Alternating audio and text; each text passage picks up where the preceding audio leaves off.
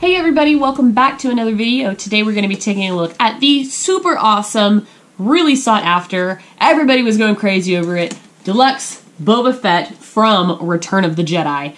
I remember when the Empire when the Empire Strikes Back, Boba Fett for the Black Series was coming out, so just regular Boba Fett, and the original like 2013 packaging, everybody was going crazy trying to find him, and I found him at Toys R Us. And I was like, oh, and I didn't open him for years, and I still don't have him opened. I still have his original packaging. They've released him 87,000 times since then, but there was a time when he was so sought after. Now we have the Return of the Jedi, a relatively rare Boba Fett, in my opinion. Definitely a first time for the Black Series, and I feel like even with 3 3/4 inch, they don't release Return of the Jedi Boba Fett as often as Empire Strikes Back. Makes sense, I guess, because you don't see him for but the opening scene.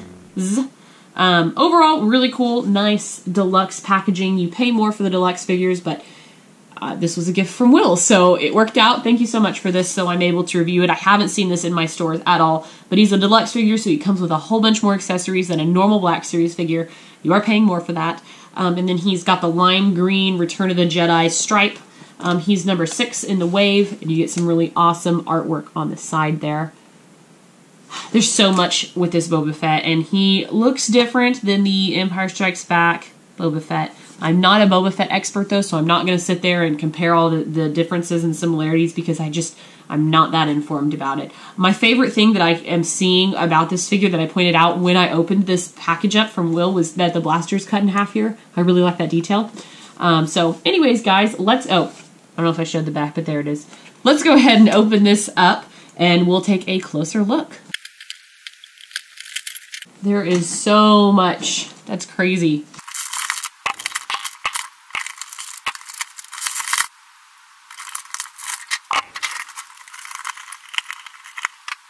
Okay, so here is Boba Fett, but before we get on to him, I do want to show you his 10 trillion accessories. Alright, so I'm just going to be like piecing together his stuff because there were so many things. The way they package it makes it look like you're getting more accessories than you really do because they're like taking off the tip of the, jetpack and stuff. This is actually really, really cool. It is so very different from the Empire Strikes Back jetpack, if I do recall. And then you get like the super awesome like flames that come out of it. They should have done a deluxe figure of the Empire Strikes Back one, I think, but maybe they couldn't. I don't know. You can put the flames in the jetpack, which I don't know why you wouldn't display it like this, especially if you have a flight stand. Dude, that makes me want a flight stand because this would look so cool. I mean, already it looks awesome. I love the translucent flames. That Marvel has set the standard for like translucent like flame / like flight things / lots of cool. They do all this way more than Star Wars does. So they basically, just borrowed it, I'm sure, from another, like an Iron Man or something. But it looks really, really good. And the jetpack looks awesome. It's got a lot of battle damage and some really fun colors as well. And definitely has some spots to fit onto Boba Fett, which we'll show in a bit. We get one really big wrist rocket firing thing that we see him use. And I love the kind of torrent of flame coming out of that. It looks really good as well. And then we have his normal blaster that you can see him carrying in Jabba's palace when it's all together, which looks really, really nice. It's got some like rusty weathering to it. I don't know if you can see it, but kind of like some dusty, rusty brown or orange. Looks really good. And then he has a cut-off version, which I think is really cool. You can put it back together if you'd like, but you can see where it's cut and has been like melted. The only thing that destroys that look is the fact that a peg has to fit in it, obviously. That kind of destroys the effect, but I do like the way it looks melted like in the movie. That is so cool that they included it. I probably won't display him with this gun, but I love that they added it. If you had a diorama that you wanted to do, I think that's really cool. This came on him, but he has this little like extending dart, and it comes on like a little cuff that he can wear around his wrist, and I assume you can just wind it up kind of around his wrist, and then that would look just fine. He looks really good. I honestly am not seeing where his flame fits in. Oh, does it fit in right here? There's a knot right there, and it almost looks like it. Nope. Oh, I think it fits in right here on the side. Okay, I just had to find where it goes to, and we can test it out here. I think it goes there. I feel stupid because I don't know beforehand, and then everybody gets mad at me in the comments because I don't know where something goes. but I opened these in front of the camera, so I don't have a whole lot of time to look around. And there we go. That's cool. That looks nice. You just got to make sure that you get his hand out of the way so he doesn't burn it. But really cool. That's quite an effect. I like that a lot. So you can remove that, of course, if you don't want to display him like that. I probably will because it's really cool. This is the character, the clone, the Boba Fett, the whatever. He comes with the Jango Fett, like, unpainted head underneath. I don't know if you can see his chin, but you can pry it off and make a custom head if you want. Not sure Hasbro intended it that way, but you can do that if you would like. His rangefinder's nice. It is slightly bent, but that's pretty common with these figures. It's really translucent, though. I'm not a big fan of that. But it can go in front of his eye. You could probably wind this up around his wrist, like I said. I don't know how good it would look just because it's kind of a thick cord, but you can totally remove it, which is nice. I'm just going to take it off for the rest of this video. The Wookiee braids look really nice. The kind of tubing on the back of his arm looks good. As you can tell, we get the normal, you know, like looking Boba Fett. His helmet is more scratched from Return of the Jedi, which is cool. And you can see that all around. Looks really classic. I love his utility belt. Looks super good. And then the orange kneecaps or yellow kneecaps look really nice as well. And then you have his small cape on the back with enough room to fit the jetpack.